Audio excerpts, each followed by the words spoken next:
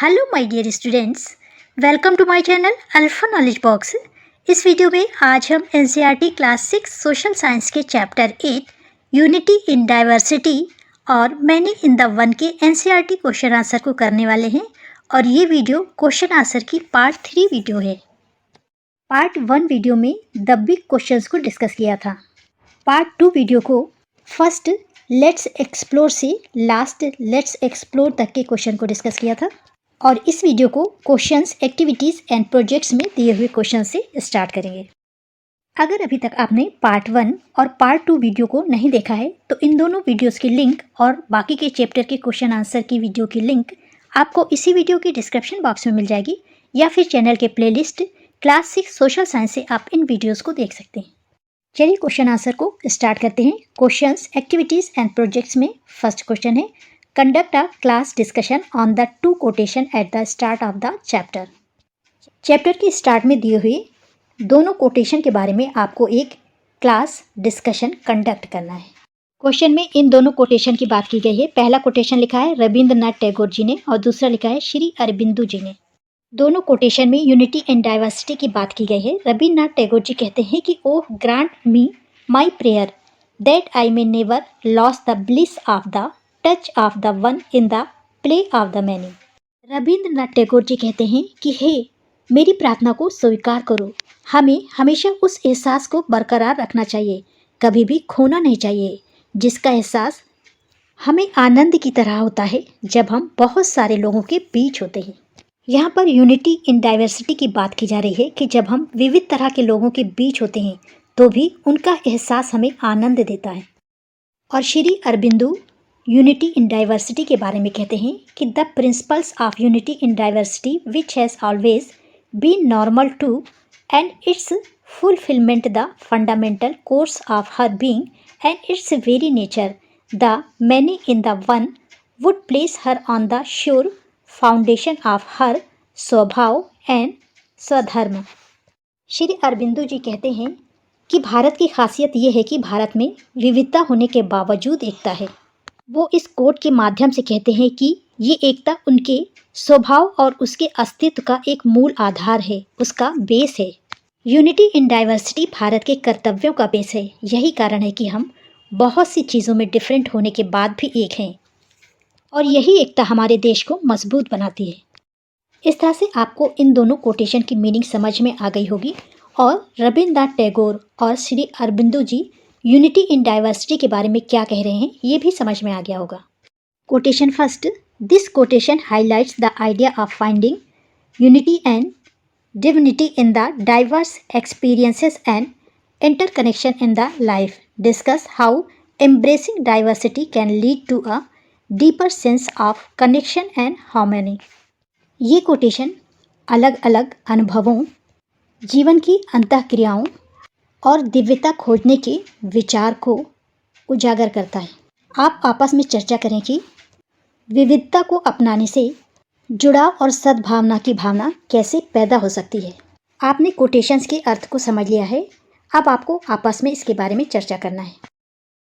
Quotation second, this quotation emphasizes that India's strength lies in its ability to maintain unity in vast diversity grouped in its inherent nature and duty.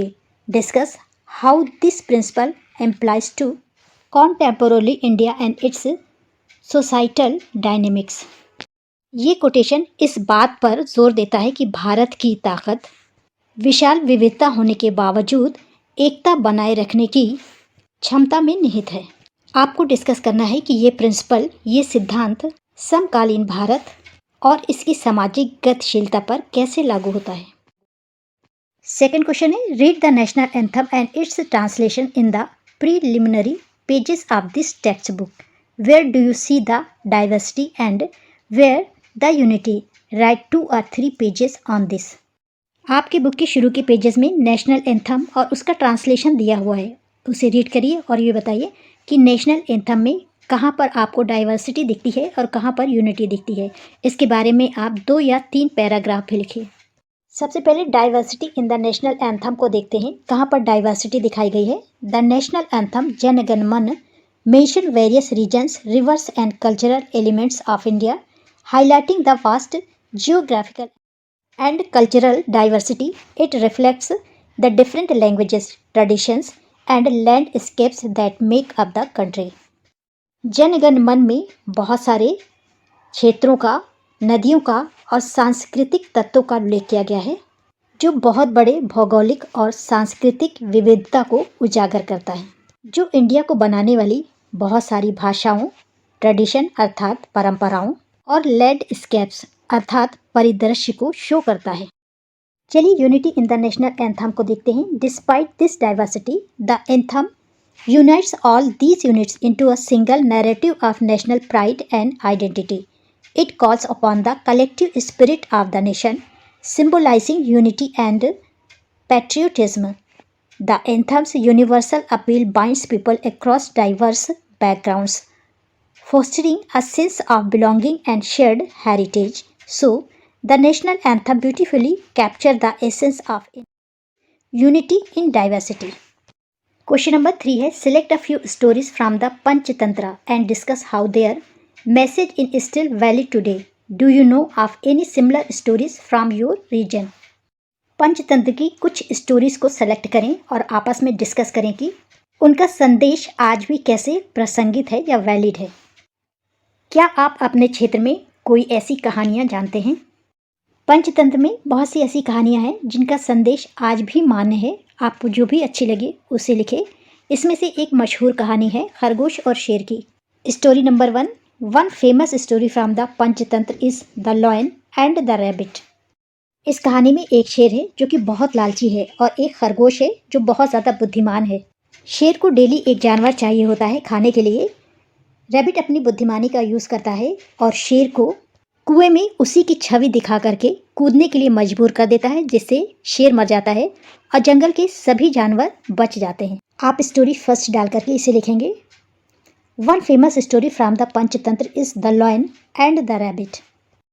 In this story a clever rabbit outsmart a greedy lion by leading him to his own reflection in a well, making the lion believe that another lion is challenging him. The lion jumps into the well and drones, saving the other animals in the forest. The message of this story is that intelligence and cleverness are overcome brute strength. ये story हमें ये संदेश देती है कि बुद्धिमानी और चतुराई क्रूर शक्ति पर भी विजय पा सकती है. This message is still valid today as it teaches us that using our minds can help us solve problems even when facing challenges that seem bigger than us. ये स्टोरी या मैसेज हमें ये सिखाता है कि अपने दिमाग का यूज़ करके हम समस्याओं का हल ढूंढ सकते हैं, भले ही चुनौतियों का सामना हमसे बड़ा क्यों ना हो. ये मैसेज आज भी मान्य है.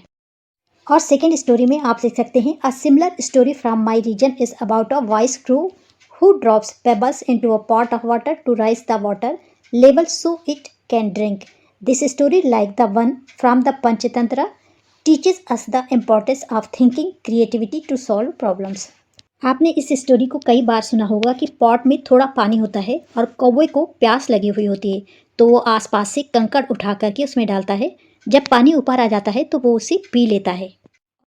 और ये कहानी उसकी सोच और क्रिएटिविटी को शो करती है, जिससे उसने अपनी प्रॉब्लम को सॉल्व किया. आपके रीजन में इस तरह की कोई कहानी हो तो उसे लिखिए. और स्टोरी के अंत में यूनिटी इन डाइवर्सिटी को शो करने के लिए आप लिख सकते हैं, while these stories come from different cultures and eras, they share a common thread of universal wisdom for navigating life's challenges. 4 नंबर पर क्वेश्चन है, collect a few folk stories from your regions and discuss their message. इसे आप अपने घर के बड़े बूढ़ों से या पेरेंट्स से पूछ करके लिखिए और इसके मैसेज के बारे में डिस्कस कीजिए. क्वेश्चन नंबर 5 है, is there any ancient story that you have seen being depicted through a form of art. क्या आपने कोई प्राचीन कहानी कला के माध्यम से चित्रित होते हुए देखी है? It could be a sculpture, a painting, a dance performance, a movie.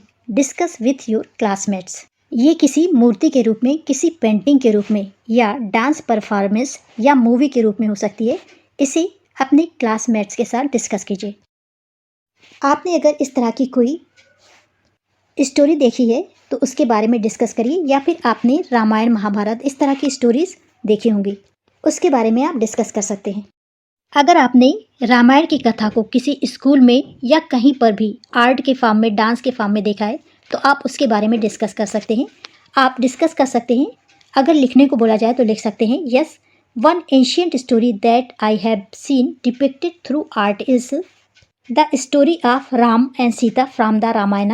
I saw this story beautifully represented in a dance performance during a school event. The dancer used expressive movement and colorful costume to bring the characters to Rama, Sita, and Ravana to life, showing the battle between good and evil. The performance ended with the victory of good over evil, which is the central message of the Ramayana. This story is also depicted in many paintings and sculptures across India, especially in temples, where you can see scenes from the Ramayana carved into the walls. It shows how ancient stories continue to inspire and be celebrated through various forms of art. Question number 6, ये last question है chapter का। Discuss in class the following quotation by India's first prime minister Jawaharlal Nehru when he travelled to many parts of India before independence. India के first prime minister Jawaharlal Nehru ने ये quotation आज़ादी के पहले लिखा था। ये तब लिखा था जब उन्होंने देश के कई क्षेत्रों की, कई पार्ट्स की यात्रा की थी। इसके बारे में आपको अपनी क्लास में डिस्कस करना है। जवाहरलाल नेहरू ने जब अलग अलग जगहों की यात्रा की तो उन्होंने देखा कि भारत की सांस्कृतिक पृष्ठभूमि अर्थात महाभारत और रामायण में दिए हुए महाकाव्यों का लोगों के जीवन में अधिक प्रभाव है। उस समय पर साक्षरता का अर्थात पढ़ाई लिखाई का एक स्तर था, लेवल था, फिर भी ये कहानियाँ प्रसिद्ध थीं। दैनिक जीवन और नैतिक जीवन का एक अभिन्न अंग थी। इस कोटेशन में यही बातें इनने बताई हैं। नेहरू जी ने जब अलग अलग भागों का दौरा किया, यात्रा किया, तो उन्होंने क्या देखा, क्या महसूस किया, यहाँ पर केवल उतना ही लिखा है, बाकी आपको स्वयं डिस्कस करना है। Nehru observe that the cultural background, especially the epic like the Ramayana and the Mahabharata, had a profound influence on the lives of people across India. Despite varying literacy levels, their stories were well known and formed an integral part of daily life and moral education. ये था chapter का last question. This is the end of video. Thanks for watching.